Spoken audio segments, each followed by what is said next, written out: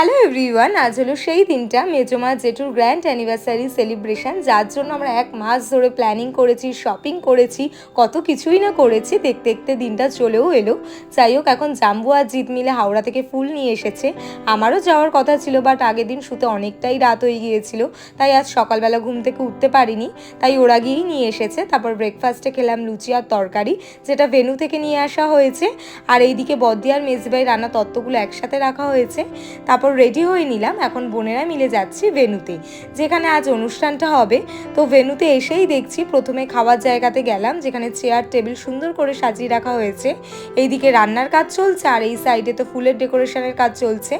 এখন যাচ্ছি ওপরে, এখানে মেজমা জেঠুর বসার জায়গাটা হবে, যেখানে এখনও অনেক কিছু কাজ বাকি আছে। আর এই ভেন্যুতে যে লাইটের কাজ করছে তার সাথে বদ্দি এখন কথা বলছে। তারপর নিচে গেলাম লাঞ্চ করতে। প্রথমেই ছিল ভাত, ডাল, ঝুড়ো আলু ভাজা, ছ্যাঁচড়া, কাতলা মাছ আর ছিল ভেটকি মাছ। তো খাওয়া হয়ে যাওয়ার পর যাব বাড়িতে। এরপর কি করছি সেটা আছে নেক্সট পার্টে, তো স্টে টিউনড অ্যান্ড বাই।